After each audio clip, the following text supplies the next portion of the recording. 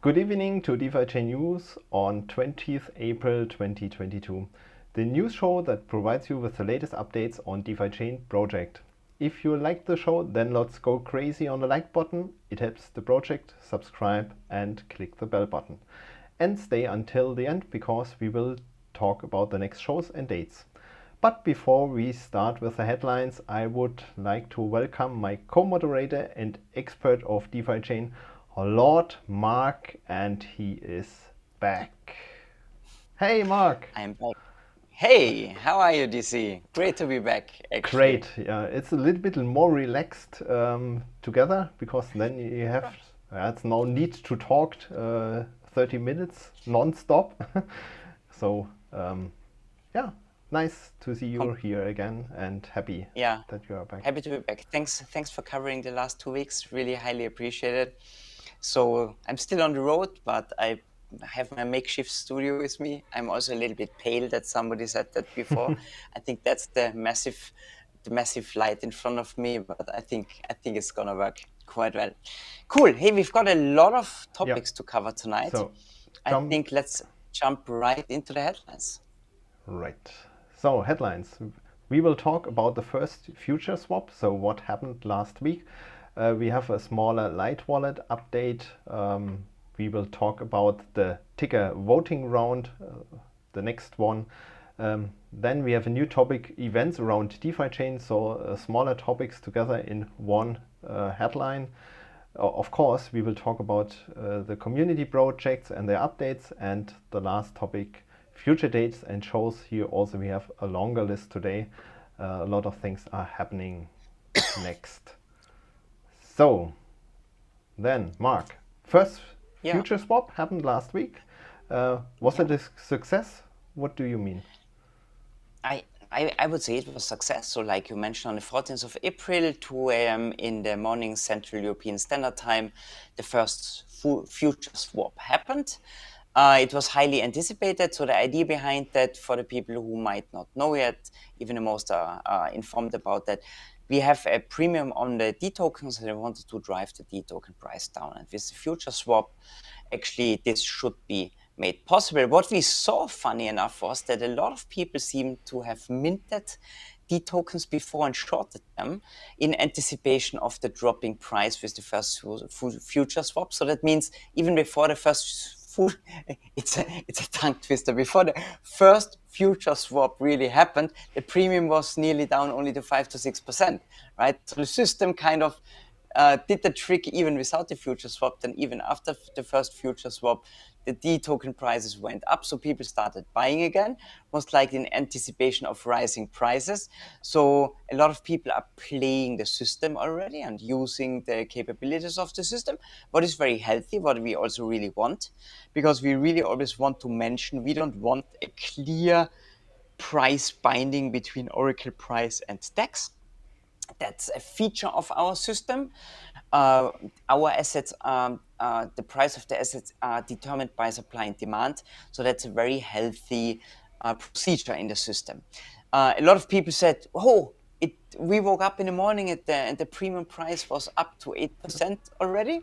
Okay, that's for the one who haven't been up in the morning.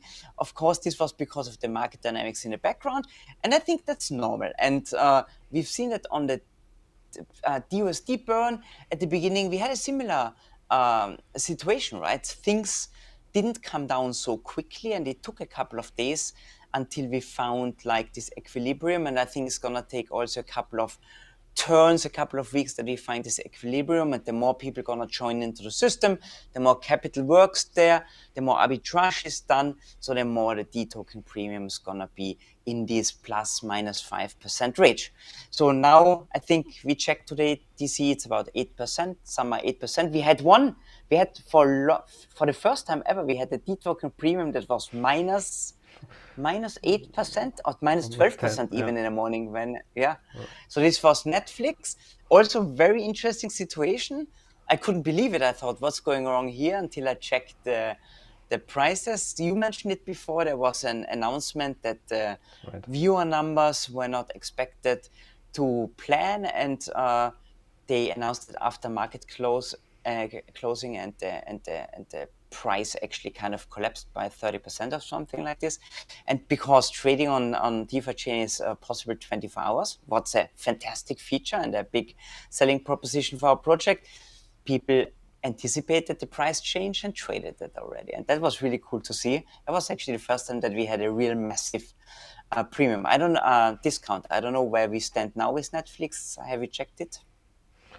Any idea? It went towards zero. I don't know what's the current value, but it went to zero because the Oracle price was changed. It was not exactly. And the cool thing is, the APR went up to 140%. So I thought, okay, it would be really interesting to actually to use that for a certain amount of time, but I think it was a advantage short-lived. Like I said, Oracle price came online and everything kind of balanced out. Yeah, so I would call it absolutely a success. There was no failure. The system worked smoothly, even only on the command line. But it's what we learned. It's not such a big. It's not rocket science to do it on the command line, but of course it's going to get more and more easier when it's going to be implemented on Light Wallet. But we're going to talk about this in a couple of minutes. Maybe one last thing. You said $3 million USD were actually swapped in this first future swap. What's quite of a nice amount. And for the next future swap that is actually happening tomorrow already, on the 21st of April, because last was 14th, we have already 320,000 USD locked in for the next swap. And I assume there's much more coming over the next couple of hours. Yeah, should so. Cool. So I'm looking forward the next cycles, what's happening, and if the premium is down sometime in future. But yeah, that's decentralized finance, not the real world. We have our own ecosystem. You can trade on your own. That's what we wanted to be, not a security. Absolutely. That was absolutely. The matter. Question: did you participate in the first future swap? No, I didn't. Me too. Just other things to do. No time. Yeah, exactly. It's a matter of time. I left it to us. Yeah. So I watched a video from Kugi about the command line procedure. It's not very complex, but I tried it not out. Cool. Yeah. Then from the command line to the Light Wallet. Here we had an update, and you mentioned before future swap, live or not. What happened? Okay, live or not? Not. So there was an update today, and I think we both had the same idea. We saw there's an announcement. Let's see what's there. There are a couple of nice new features implemented. For example, I really like there's now this 50% quick selection if you want to pay back a loan, you want to take some coins off the table, maybe you want to reduce the risk, you can just click 50%. That's really a nice feature. You can see your portfolio now in USD, DFI, and BTC. Was also, I think, a very nice feature. And there was a slight change in the address book that you can now also delete stored addresses when you unlink them from the wallet. So there were a couple of smaller twists and changes. The Light Wallet does not support the future swap yet, even heavily anticipated by the community. We fully understand that, but I had a conversation with Jussi today. There is a good reason why it's not in this release. So there are a lot of people out there calling the Ocean API. So the Ocean API gives you actually the most information about the ticker prices and the DEX and all that stuff. But there are also a ton of bots working out there. And some of these bots seem to be very, very active. They call the API several times per minute. Even I heard, if it's true or not, I can't confirm that. There's a bot who calls like under a second the API, and that puts a lot of load, and that's actually quite pricey. Don't underestimate that. So this causes also high costs, this infrastructure. And it's not because of costs, but it's more about scalability. It has to be, it's absolutely necessary that this API is available. And they have to blow up the system, they have to scale it up. And if a new feature is added, of course, an exponential growth on API calls is to be expected. And they just want to make sure that with every introduction of every new feature on the Light Wallet, where thousands of people can use this feature now, their Ocean's API is responsive enough. And they're working on this. And as soon as this is done. I expect this honestly within the next 1 or 2 weeks. When this is all done, then the feature is going to be available. It's more or less coded already. It's all there. It's just not activated on the Light wallet, so it's going to come. That's the background information about that. Okay. Yeah, so Ocean API is the gateway number one to data from DeFiChain. I also use it for my dashboard, and I think Igor and the other community projects are using it. And if we grow in the community and the projects, we also generate traffic. It's a normal situation, and now we have to ramp up the infrastructure to handle it. I asked Yusin today, right? I said, Yusin, is this kind of, is this a bad thing or a good thing, right? So many calls, because I thought, why do we have so many calls, right? And Yusin actually said, it's actually great because it shows the ecosystem is growing, there's a lot of activity. So he saw it very positive, but he said we just have to take precautionary measures that the system is scalable to the extent that it's used. And he was very, very positive about it. It was very nice to see. Cool. Okay, then next topic for today, ticker voting round. When does it start? Yeah, so 4 weeks are nearly over. It's crazy how time flies. On the Saturday, 23rd of April, we're going to put this new fantastic voting form up that we've been using for the last couple of rounds. That works actually quite well, I have to say. And most likely you and Fabio are going to post it on Twitter, and then everybody who has a Gmail address can vote. We're going to put a couple of tickers up there. So the unlucky losers from the last time are going to be there, and a couple of really juicy, nice new tickers. We were working with the stash that we had over the last 2 voting rounds, but now we're going to introduce a couple of new ones. The oracles are tested, and we're going to see what's going to be there. Maybe just to teaser 1 or 2. I think Berkshire Hathaway is going to be for sure on there. And then I think we got a couple of other bigger brand names. Also some, I've seen Adidas. I cannot promise that it's there, but I saw SAP, Adidas. I think we've been talking about Coca-Cola. So yeah, watch that space. I think it's going to be a really interesting voting round. Maybe not so much tech. We have a ton of tech yet. So a couple of other cool stuffs coming. So it's going to be there. Voting concludes on Tuesday, 26th. On the next news show, we're going to announce the lucky winners. Then on the 28th, this is the Thursday, the DEX pool is going to be added, and you can actually start providing liquidity. And then there's a slight change. Normally on Monday, then the awards go live. They're going to be announced on the weekend. On Monday, normally go live, but there's a public holiday in Singapore, and the devs said if you cannot move it to a Wednesday to the following Wednesday, the 4th of May, because they just want to be in the office when things go down, not that we get Mickey Mouse stuck in the pool again or some Coca-Cola bottle in the, I don't know, in the vending machine. So yeah, it's good if they're on site, right? So that's why we move it to the 4th of May this year. Cool. So that's the ticker voting round. And then we said we had some other smaller events in the past. What's happening in our wonderful ecosystem? Yeah, I like that. Yeah, that you kind of collected a couple of facts and figures here, because so DFI burn via vault and loan reached 44 million DFI. That's a crazy number already. It's not only a round number. That's really a big number already. 800 million DFI have been minted already. That's 2/3 of the max supply. So only 1/3 to be delivered, and that's gonna take, you mentioned it before, I didn't even know that, 9 years to come.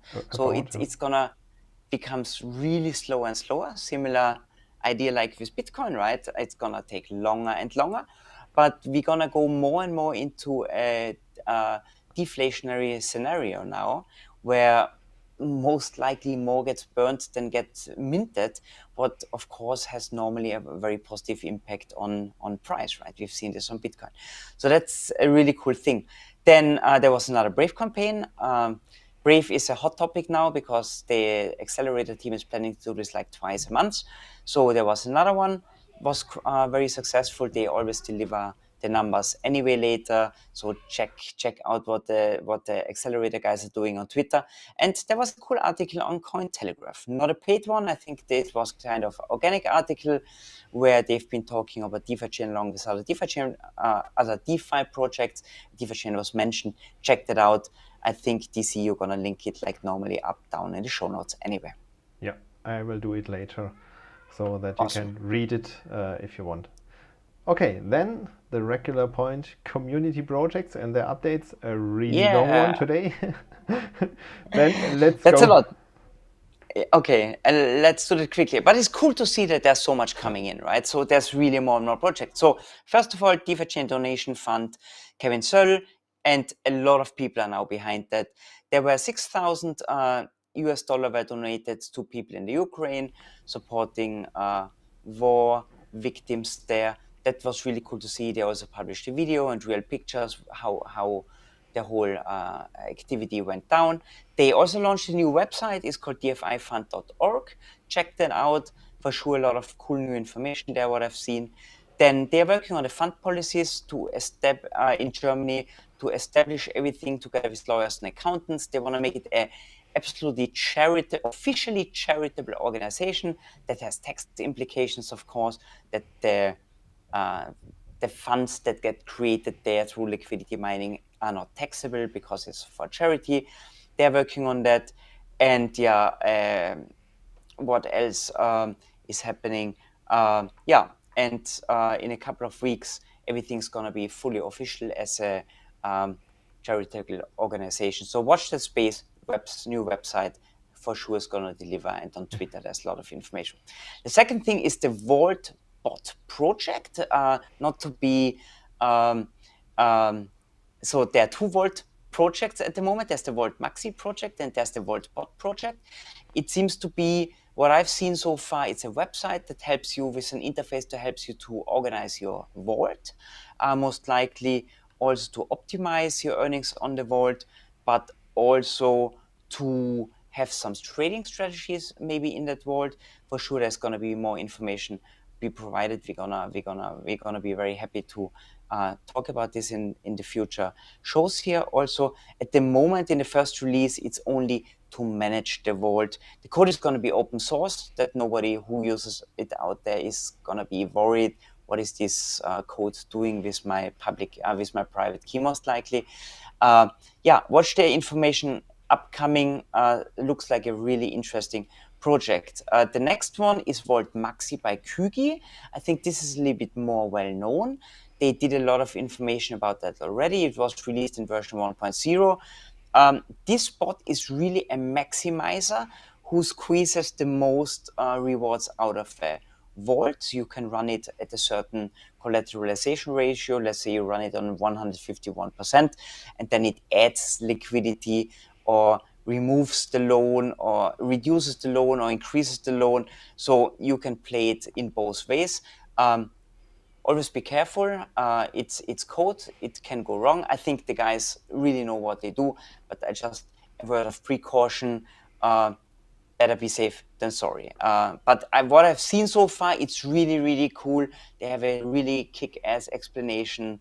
It's very well done. I think it's super, super exciting to see what's up there. But I think Kügi also mentioned that read the disclaimer, make yourself familiar with the thing.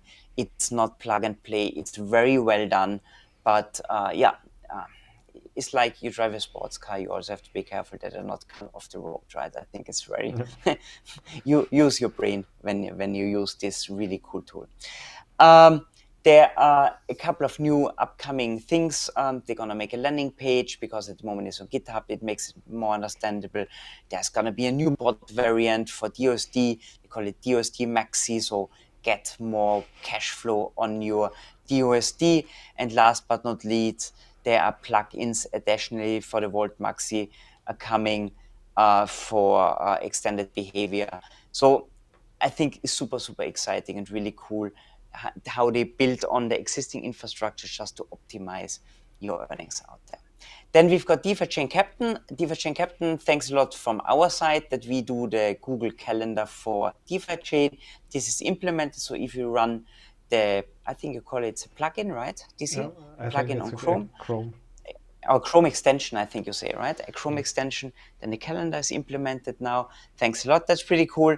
And then there's news from Dr. Daniel Kagara from Australia. So the bridge is going to go live this weekend, and he's going to provide certain liquidity. And there have been a couple of funds stuck in the testing process. These funds are not lost. That's very important to say. These funds are going to be unstuck. They are all locked, and then they're going to be sent back to the addresses. Why have they been stuck? Maybe interesting. A couple of people closed the application. A couple of people didn't have BNB on the wallet. When you swap, you need BNB kind of as gas. That's very important. And sometimes also the application was playing funny, and the button that you had to click didn't come up. So it was kind of a mix of human error and code errors. That's all sorted out now. The funds, it's 333 DFI that are stuck. They're gonna get refunded, and then everybody is happy and dancing. And then on the weekend, some liquidity is provided, and then also most likely there's gonna be a pool on PancakeSwap for trading. So on the weekend, it's gonna start, and then if that runs well over a week or so, then more liquidity is provided. And then, yeah, but at the end, from inside from DeFiChain to Binance Chain, you don't even need liquidity, because everything what you do, you lock up your DFI, and on the other side, you get DFI on Binance Chain, and that's all fine. So yeah, watch the space. It's gonna be very exciting. So that's it, DC, for the community. Yeah, so very long list. Indeed. Right. So regarding the numbers, the first round on the DeFi bridge is with 30,000 DFI maximum liquidity. So that's a cap, the maximum implemented, and later on they want to go to 100,000 and step up if needed later on. So they are running step by step the system to be sure that nothing is happening, that DFI are lost or something else. Exactly. And the idea is also to establish a pool on PancakeSwap where actually people can trade. And it also gives us an arbitrage possibility. And then people actually can buy DFI on PancakeSwap, and then they can come in to use our ecosystem. So this is actually then the way how the money can start flowing in. That's why we need the liquidity. Okay. Before we say goodbye for today, what's happening next, the future dates? A lot of stuff actually happening. I mean, the usual suspect, next Wednesday, DeFiChain News Show. That's kind of not so exciting anymore. Everybody knows that. But then you do something really cool with Balthasar together. What I've heard on Friday, 22nd of April, 8 p.m. German time. And as I understood, it's going to be in German. Is this correct? It's a It's going to special be episode in German. Yeah, tell us, what are you doing? That's your show. Give us the information. Idea was with Balthasar together, we have a look on DeFi meta chain, on the vision using presented in the Tech Talk, and discuss a little bit about what is the idea, what can we do with it, because it's not very concrete, it's a kind of vision, and we do it in German because currently we only have the Tech Talk in English and no official source on the German YouTube channel. That's okay. Cool. Sounds fantastic. Okay, so a German special for all the German lovers out there. Really gonna be interesting. And then like we mentioned already, the ticker voting starts on the 23rd of April. Don't miss on that out. And we want to remind you again, the next CFP DeFi voting round for May, it's also ready. And please submit a proposal until 2nd of May. That's now about under 2 weeks to go. Also, you mentioned it last week, there have been questions about use of the DeFiChain logo for commercial use. If somebody's out there and listens to that and you want to use DeFiChain logo, it is available, but you have to put up a DFIP improvement proposal, because the masternodes have to vote on that, because DC or me or we can't decide if you can use that. But if you have a great product and you want to brand it with DeFiChain, and also for your own for your own business, then yeah, please put it up there, explain why you want the rights to use it, how it's going to be used, and then the masternode's going to vote on it. And last but not least, there's going to be a tech talk on the 5th of May. That's also in 2 weeks, more or less, with the latest and greatest updates from Yusin and his team done by DC. Cool. Then we are at the end, nearly half an hour this time. A lot of topics. Thanks for watching. Everyone staying here live. Wait until the break, so we have a few minutes left for the Q&A session. All the others, again, thanks for watching and see you in the next news show. Bye-bye. Absolutely. Thanks a lot. Have a nice evening. Bye-bye.